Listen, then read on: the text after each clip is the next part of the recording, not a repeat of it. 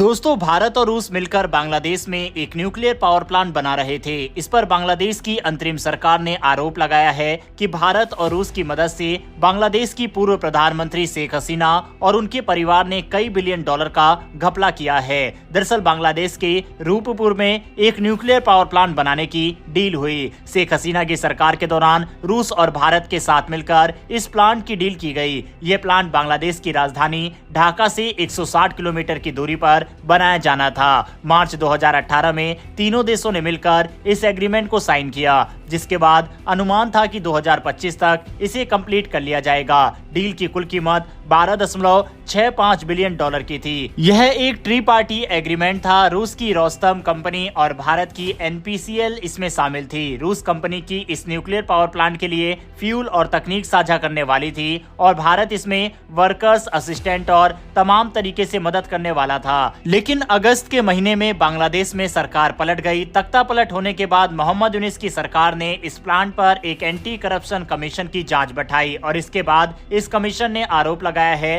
कि इस प्लांट की कुल कीमत में से 5 बिलियन डॉलर की फाइनेंशियल इरेगुलरिटीज देखने को मिली है। रिपोर्ट में कहा गया है कि शेख हसीना, उनके बेटे साजिब हसीना की नीस तुलीप सिद्दीकी इस घोटाले में शामिल है। रिपोर्ट में कहा गया है कि इस डील में से 5 बिलियन डॉलर शेख हसीना और उनके परिवार वालों ने निकाले। इस पैसे को मलेशिया के अलग अलग बैंक अकाउंट में डाला गया है। शेख हसीना की नीस तुलीप सिद्दीकी की बात करें तो वह यूके में लेबर पार्टी की सांसद हैं। इतना ही नहीं, कमीशन की रिपोर्ट में यह कहा गया है कि ये सारा पैसा भारत और रूस के असिस्टेंट की मदद से निकाला गया है, यानी कि इस पूरे आरोप में भारत और रूस का भी योगदान रहा है। दोस्तों, इन आरोपों के बाद भारत की तरफ से तो कोई बयान सामने नहीं आया, लेकिन रूस की कंपनी ने बांग्लादेश के आरोपों पर जवाब देते हुए कहा कि बांग्लादेश की एंटी करप्शन कमीशन की स्टेटमेंट भड़काऊ है, इन पर विश्वास नहीं किया जा सकता। बांग्लादेश हमें बदनाम करने की साजिश रच रहा है। जो डील हुई थी वह ट्रांसपेरेंट है। बांग्लादेश चाहे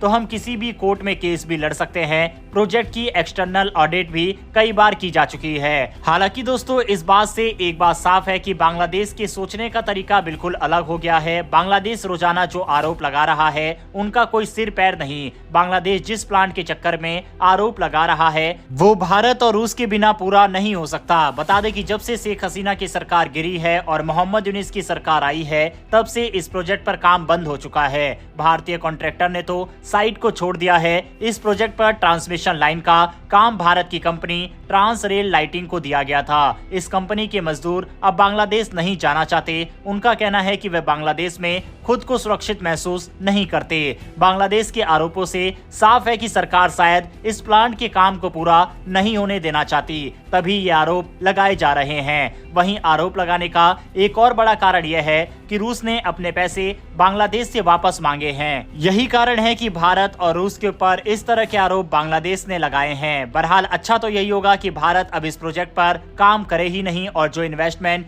बांग्लादेश में कर रखी है उसका पैसा भारत भी वापस मांग ले, तब जाकर शायद बांग्लादेश की अकल ठिकाने आएगी। बहरहाल बढ़ते हमारी दूसरी खबर की तरफ। यह खबर आईएमएफ के एक शॉकिंग डाटा को लेकर सामने आई है, जिसमें काफी चौंकाने वाली भविष्यवाणी बांग्लादेश को लेकर की गई है। दरअसल एक समय ऐसा था जब बांग्लादेश एशिया की तेजी से बढ़ती अर्थव्यवस्था बनने की राह पर निकल चुका था, लेकिन आज बांग्लादेश दुनिया में 34वें नंबर की अर्थव्यवस्था है। बांग्लादेश की कुल जीडीपी 437 बिलियन डॉलर की है, लेकिन इन सभी के बीच बांग्लादेश के लिए राहत भरी खबर सामने आई है। दरअसल आईएमएफ और इनसाइट मंकी की एक रिपोर्ट में दावा किया गया है कि बांग्लादेश दुनिया की 10वें नंबर की अर्थव्यवस्था बनने जा रहा है। दावा किया गया है कि भारत के साथ बांग्लादेश दुनिया के टॉप 10 इकोनॉमी में शामिल होगा। हालांकि चौंकिए मत, ये अनुमान 2075 के लिए लगाए गए हैं। रिपोर्ट में कहा गया है कि बांग्लादेश की जीडीपी तब 5 ट्रिलियन डॉलर की होगी और ये दुनिया में 10वें नंबर की सबसे बड़ी अर्थव्यवस्था होगी। हालांकि जिस तरह की हरकत फिलहाल बांग्लादेश कर रहा है, उससे तो ये भी कहना मुश्किल है कि 2075 तक बांग्लादेश सरवाइव कर भी पाएगा या फिर नहीं, क्योंकि साल 2025 के आंकड़े के लिए ही आईएमएफ 2 बार पलटी मार चुका है। बांग्लादेश की ग्रोथ रेट 2025 में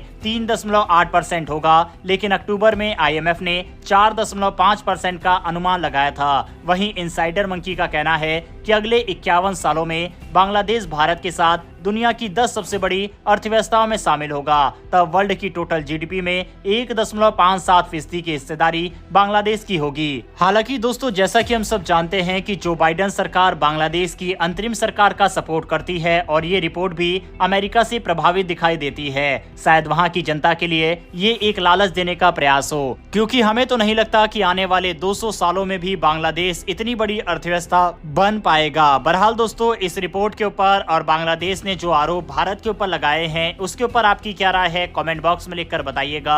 इन्फॉर्मेशन और वीडियो पसंद आई हो तो वीडियो को लाइक करके हमारी आने वाली डेली ऐसी वीडियो के लिए चैनल को सब्सक्राइब कर बेल नोटिफिकेशन जरूर दबा लें। फिर मिलेंगे ऐसी एक नई वीडियो के साथ। धन्यवाद। जय हिंद।